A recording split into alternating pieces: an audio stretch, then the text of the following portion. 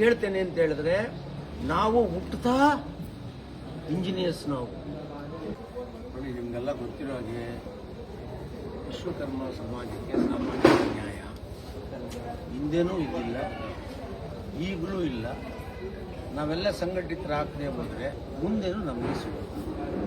ಇದು ಪರಿಣಾಮ ಏನಾಗುತ್ತೆ, ನಮ್ಮಲ್ಲಿ 5 ಕಸುಬುಗಳನ್ನು ಮಾಡುವಂಥ ವಿಶ್ವಕರ್ಮ ಸಮಾಜದ ಯಾವುದೇ ಮಕ್ಕಳಿಗೆ ವಿದ್ಯಾಭ್ಯಾಸ ಆಗಲ್ಲ. ಒಂದು ವೇಳೆ ತಂದೆ ತಾಯಿಗಳು ಕಷ್ಟಪಟ್ಟು ಆ ಮಕ್ಕಳನ್ನು ಓದಿಸಿ ಆಸ್ತಿ ಪಾಸ್ತಿ ಮಾರಿ ಏನೋ ಒಂದು ವೇಳೆ ಅವ್ರನ್ನ ವಿದ್ಯಾವಂತರು ಮಾಡಿದ್ರು ಅವರಿಗೆ ಉದ್ಯೋಗ ಸಿಗುತ್ತೆ. ಒಟ್ಟಾರೆಯಾಗಿ ನಮ್ಮಂಥ ಶೋಷಿತ ವರ್ಗದ ಸಮಾಜಗಳಿಗೆ ರಾಜಕೀಯ ಪ್ರಜ್ಞೆ ಎಲ್ಲಿವರೆಗೆ ಬರೋದಿಲ್ಲ ಅಲ್ಲಿವರೆಗೆ ನಾವು ಮುಖ್ಯವಾಹಿನಿಗೆ ಬರೋದಿಲ್ಲ. ನಮ್ಮ ಸಮಾಜ ಮುಖ್ಯವಾಹಿನಿಗೆ ಬರಬೇಕು ಅಂತಲೇ ನಾನು 25 ವರ್ಷಗಳಿಂದ ಇಡೀ ರಾಜ್ಯದ ಹಳ್ಳಿನಲ್ಲೂ ಸುತ್ತಿ ನಮ್ಮ ಸಮಾಜಕ್ಕೆ ಬೇಕಾಗಿರುವಂಥ ಸವಲತ್ತುಗಳು, ನಾವು ಎದುರಿಸ್ತಾ ಇರುವಂಥ ಸಮಸ್ಯೆಗಳನ್ನು ಹಂತ ಹಂತವಾಗಿ ನಮ್ಮ ಸಮಾಜದವರೆಗೂ ಮನಮುಟ್ಟುವಂಥ ಹೋರಾಟಗಳನ್ನು ಮಾಡಿ ಅದನ್ನು ರಾಜಕೀಯವಾಗಿ ಕೂಡ ನಾವು ಸರ್ಕಾರಗಳಿಗೆ ತೋರಿಸುವಂಥ ಕೆಲಸ ಮಾಡ್ತಾನೆ ಬಂದಿದ್ದೇವೆ. ಆದರೆ ದುರಂತ ಏನಂತ ಹೇಳಿದ್ರೆ, ಯಾವ ಸರ್ಕಾರಗಳು ನಮ್ಮನ್ನು ನೋಡಿಲ್ಲ. ನಾವು ಈ ದೇಶದ ಎಲ್ಲ ಗುಡಿ ಗೋಪುರಗಳನ್ನು ಕಟ್ಟಿದ್ದೇವೆ.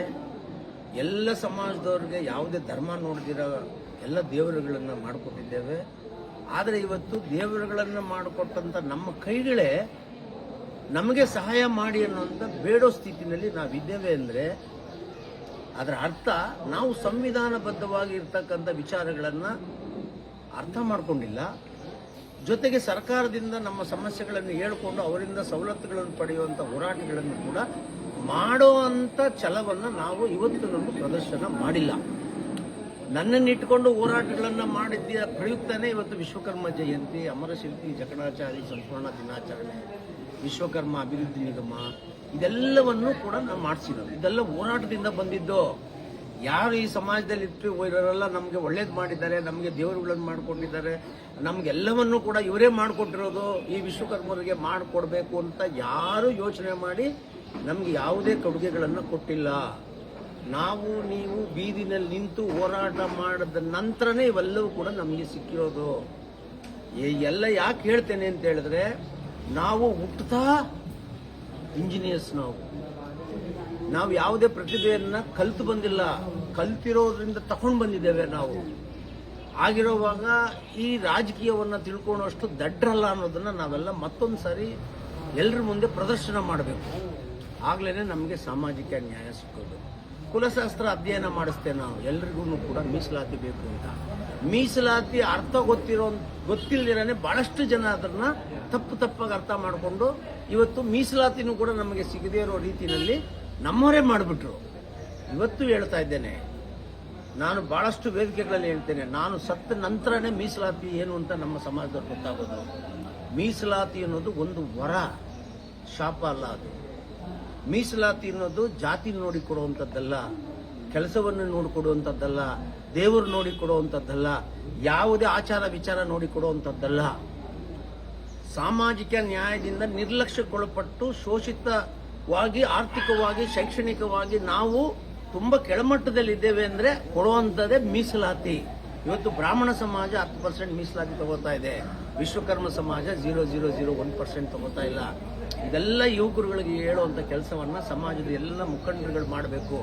ಪ್ರತಿಷ್ಠೆಯನ್ನ ದೂರ ಇಡಬೇಕು, ಮೂಢನಂಬಿಕೆಗಳಿಂದ ದೂರ ಇರಬೇಕು, ವಸ್ತುಸ್ಥಿತಿಯನ್ನ ಅರ್ಥ ಮಾಡ್ಕೋಬೇಕು. ನಮ್ಮ ಸಮಾಜದ ಮಕ್ಕಳ ಮುಂದಿನ ಭವಿಷ್ಯವನ್ನ ತಿಳ್ಕೊಂಡು ನಾವೇಗೋ ಬದುಕ್ಬಿಟ್ವಿ, ಆದರೆ ನಮ್ಮ ಸಮಾಜದ ಮಕ್ಕಳು ಮುಂದಿನ ದಿನಗಳಲ್ಲಿ ಇನ್ನೊಬ್ಬರ ಕಾಲು ಬುಡದಲ್ಲಿ ಜೀವನ ಮಾಡೋದನ್ನ ತಪ್ಪಿಸ್ಬೇಕು ಅಂದ್ರೆ ಪ್ರತಿಯೊಬ್ಬರು ಹೋರಾಟ ಮಾಡಬೇಕು, ಪ್ರತಿಯೊಬ್ಬರು ಸಂವಿಧಾನವನ್ನು ಅರ್ಥ ಮಾಡ್ಕೋಬೇಕು, ನಾನು ಹೇಳಿದ ಮಾತುಗಳನ್ನು ಕೇಳಬೇಕು, ಹಳ್ಳಿನಲ್ಲಿ, ಹೋಬಳಿನಲ್ಲಿ, ತಾಲೂಕಿನಲ್ಲಿ, ಜಿಲ್ಲಾ ಮಟ್ಟದಲ್ಲಿ ಹೋರಾಟಗಳನ್ನು ಮಾಡಬೇಕು, ಸಂಘಟನೆ ಮಾಡಬೇಕು, ನಮ್ಮತನವನ್ನು ಪ್ರದರ್ಶನ ಮಾಡಬೇಕು, ಸರ್ಕಾರದಿಂದ ನಮಗೆ ಸಿಗಬೇಕಾಗಿರುವಂಥ ಸವಲತ್ತುಗಳನ್ನು ಕಿತ್ಕೋಬೇಕು. ಇದು ನನ್ನ ಕೊನೆ ಮಾತು. ಅದು ಬಿಟ್ಟು ನಮ್ಮ ಮೇಲೆ ಕಾಲು ಎಳೆಯೋದು, ಮತ್ತೊಂದು ಮಗದೊಂದು ಮಾಡಿದ್ರೆ ಹಾಳಾಗೋಗೋರು ನಮ್ಮ ಮಕ್ಕಳು. ಅದಕ್ಕೆ ನನ್ನ ಮನವಿ ಇಡೀ ವಿಶ್ವಕರ್ಮ ಸಮಾಜದ, ವಿಶೇಷವಾಗಿ ದಕ್ಷಿಣ ಕನ್ನಡದಲ್ಲಿರ್ತಕ್ಕಂಥ ಎಲ್ರಿಗೂ ಹೇಳೋದು, ನಿಮ್ಮ ಅರ್ಥವಿಲ್ಲದ ಕೆಲವು ಮೂಢನಂಬಿಕೆಗಳನ್ನು ದೂರ ಇಟ್ಟು ಸಂಘಟನೆ ಅನ್ನೋದನ್ನ ಹತ್ರ ತಕೊಂಡು ನಾವೆಲ್ಲರೂ ಸೇರಿ ಮಕ್ಕಳ ಮುಂದಿನ ಭವಿಷ್ಯಕ್ಕೆ ಈ ಸಮಾಜದ ಕುಲಕಸುಬುಗಳನ್ನು ಉಳಿಸೋ ನಿಟ್ಟಿನಲ್ಲಿ ನಾವೆಲ್ಲ ಒಂದಾಗಿ ಹೋರಾಟ ಮಾಡಿ ಈ ಸಮಾಜವನ್ನು ಉಳಿಸಬೇಕು.